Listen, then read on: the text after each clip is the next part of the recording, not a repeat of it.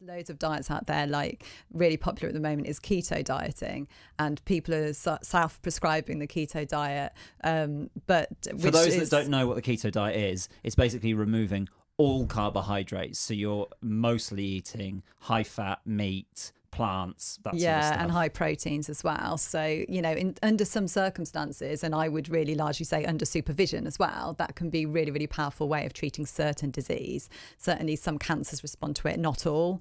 Sometimes autoimmunity respond to it really well, but others don't. So it really needs to be that individualized approach with support from somebody that knows what they're doing. But because these diets have become more popular, just the general awareness of these diets is huge at the moment, you know, probably due to Instagram and Facebook and things like that. People think, okay, so there's always somebody that says keto changed my life. So then people are just testing out to see. So the danger is that carbs are neither bad nor good. They are both. They are they're both of those things. So there's nothing wrong with eating carbohydrates in your diet. And actually, your body requires carbohydrates for energy.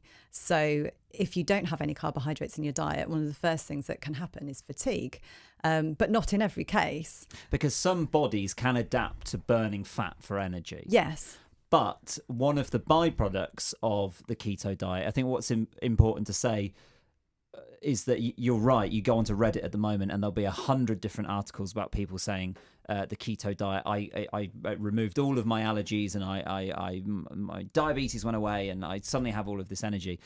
I think that the risk there is actually what's happening is if they have a bad microbiome that's causing them a lot of issues, and they suddenly strip out all of those vegetables or all of those high carbohydrates that give them a hard time, and they suddenly feel better, they go, well, this has cured me.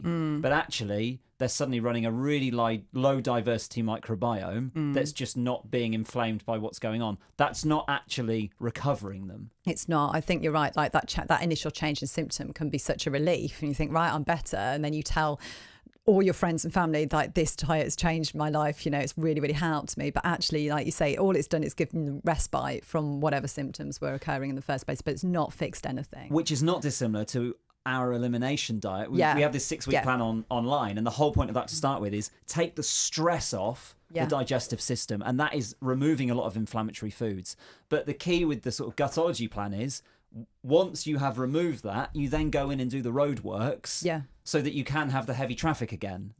And you will have that sort of diverse microbiome. Exactly. The other thing with carbs, though, is that people really forget is that carbohydrates provide the right sort of, well, they provide fibre. This is where you get fibre from carbohydrates. So if you're completely excluding the food group or really minimising it, then you can lack in the fibre benefits. So protection against colon cancer is largely dependent on carbohydrate intake. So complete withdrawal of that for a different purpose would increase the risk of developing colon cancer. So there's people that are proponents of high meat, high fat, high protein diets and very, very low carbs may then be putting themselves at risk of something that they're not aware of. So one of the big side effects of having the ketogenic diet is a lot of people get constipation with it, and that is because of the reduction in fibre. Yes, it is. Yeah, and then so you can do ketogenic diets in a healthier way, but like I say, you need to do it under supervision because you need to know all the tricks in order to get past that and minimise the risks of doing it, because it can be an outstanding dietary protocol for somebody who's got a condition.